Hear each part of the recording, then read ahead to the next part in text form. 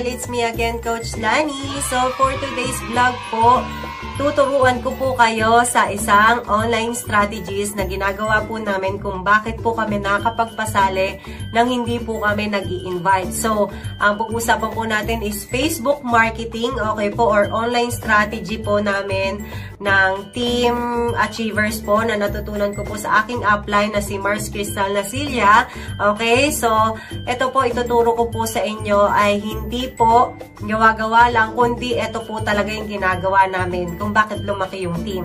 Okay po, so kung bago ka po ngayon sa TPC or kahit matagal ka na, pwede po nating i-recap to para po matutunan po natin at maipasa po natin sa mga bago nating members kung paano sila mag-uumpisa sa kanilang negosyong TPC. So wag na po natin patagalin yan, panoorin niyo po ito.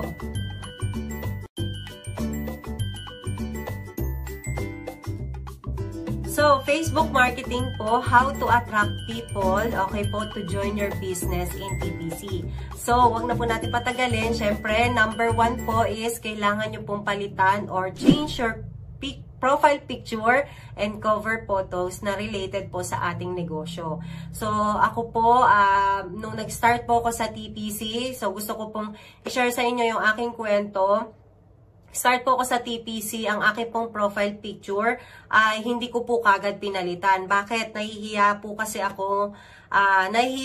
talaga ako na makita ng mga tao na ang negosyo ko ay networking. So, naalala ko pa before na si Coach Crystal, si Mars Crystal, ginawan po niya ako ng aking pang profile picture which is related nga po sa TPC and yung cover photo ko po. And hindi ko nga po siya pinalitan kasi nga po, nahihiya po ako.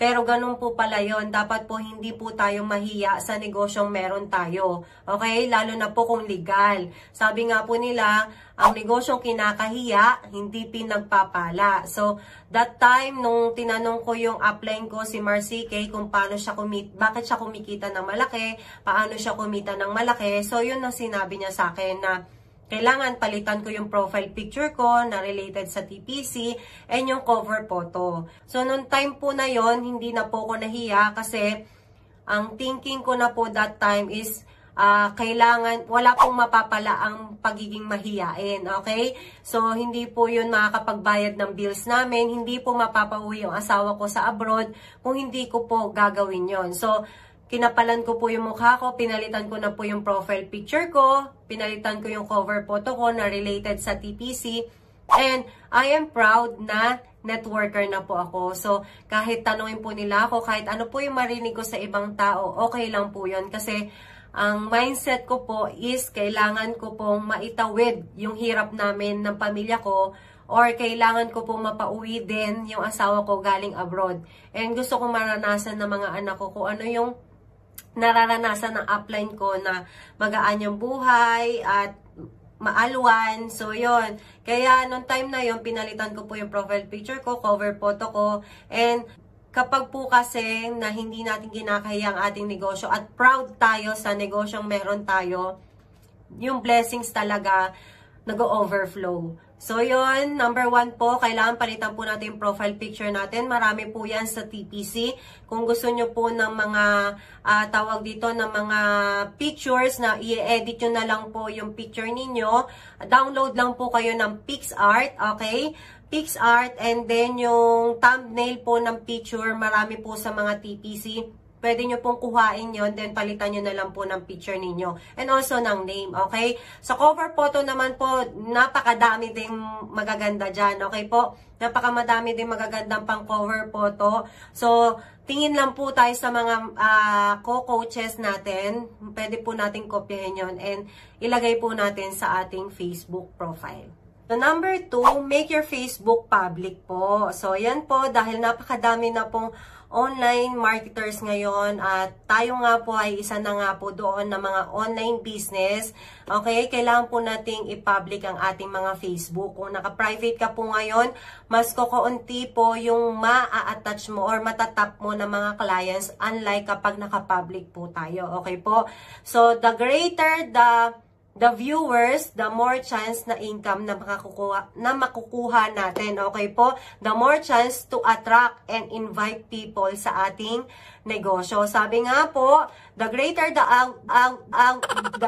output, the greater the income. So, I suggest po talaga na i-public nyo po yung inyong mga Facebook dahil po mas effective po siya kapag naka-public kaysa sa naka-private. Okay po? And wag na wag po kayong gagawa ng dummy account ng Facebook. Bakit? Kasi kapag nakita po ng client na dummy account po yung inyong Facebook, okay, hindi po sila magtitiwala. Unlike po kapag yung sarili nating Facebook ang gamit natin, makikita na matagal ka ng member or matagal ka nang gumagamit ng Facebook and katiwa-tiwala po yung Facebook account mo or dun po sila magkakaroon ng chance na magtiwala sa'yo. Okay po? So, I suggest po yung mga pictures natin before. So, kami po yung mga pictures namin before, yung mga mahalaga pong pictures like sa family or something mga yun na lang po yung i-private natin. Okay po? So, kasi baka kasi gamitin ng iba, though prone po talaga kapag nag-public po tayo ng ating Facebook account, prone po talaga tayo sa mga scammers or ginagamit po nila, even ako, biktima po ako dyan, na ginagamit po yung name ko para makapag-scam po ng iba. Pero please be aware po na kasama po talaga yan sa negosyo natin kasi may mga tao po talagang hindi nila kayang gawin yung ginagawa natin kaya gumagawa na lang sila ng mali or something ganon. So, we're praying for that na yung mga taong ito ay mag-move si Jesus Christ sa buhay nila para hindi na po nila ito ulitin. So, actually, hindi lang ako, even yung ibang members, even yung uplines ko, nagagamit po yung mga names because of this strategy. Pero, rest assured naman kapag nakikita naman kung na-scam sila talaga ng totoong scammer or tayo. So, marami na rin po nag-PM sa akin na ginamit po yung aking name para mang-scam ng iba. So, pero marami naman akong patunay na hindi po ako yon. So, kaya nakikita nila na na-scam po sila na ibang tao. So, maging na lang po tayo, maging aware na lang po tayo doon, no? So, maganda po talaga na i-public po natin yung Facebook natin para mas marami po tayong ma-reach. Okay po?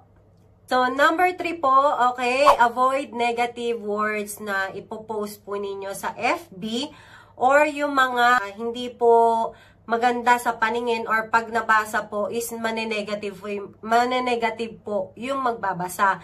So, always post po ng mga positive thoughts, okay, mga positive result, okay po. Dito, pwede nyo pong i-copy-paste yung mga income na ibang members, income na mga leaders, income mo, or kaya yung mga Bible verses, okay po. Mas maganda po yun na nababasa po nila yung Bible verses natin and yung mga tawag dito, iwasan po natin yung mga negative words like, example, pag meron po kayong kaaway sa Facebook, pinopost pa po ninyo, pinaparinggan po ninyo, hindi po maganda sa paningin yun and makakaapekto po ito sa inyong negosyo. Bakit? Kasi kapag nakita nila na puro negative, puro problema yung nasa Facebook mo, okay po, hindi po sila magtitiwala sa'yo or hindi po nila iisipin na maging business partner ka.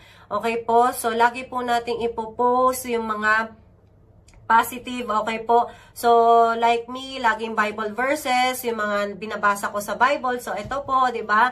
So, yung mga nababasa sa Bible, pwede po 'yan. So, kasi po para maging interested po yung mga tao po sa atin or yung mga gustong magnegosyo sa atin. So, lagi lang po tayong positive, okay po? So, isantabi na po natin lahat ng negative.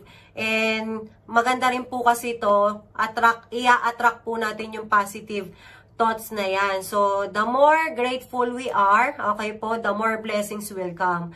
Okay po? So, yun, kapag sinasabi po natin to or kapag nagpo-post po tayo ng mga magagandang thoughts sa ating Facebook, okay po, marami pong blessings ang darating sa atin. Ugaliin po natin yung law of attraction. So, every time na magpo-post po tayo, pwede po nating i-post na I declare and claiming it na marami po ako magiging dealers, or I declare magkakaroon kami ng financial breakthrough, I declare, ganyan, puro ganun po. So, sabi nga nila, the law of attraction, kapag kung ano yung iniisip natin, yun ang mangyayari.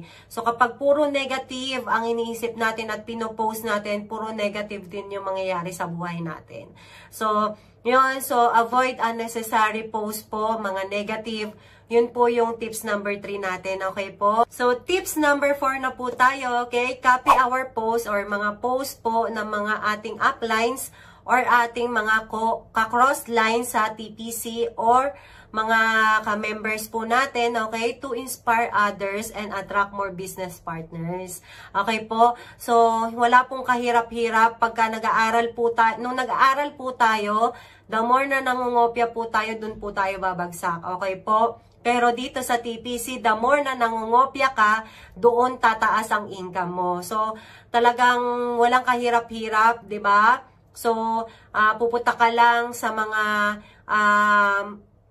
upline mo, yung post nila, ika-copy-paste mo lang, edit mo lang yung name mo. So, ganun lang po kadali. So, wala pong kahirap-hirap.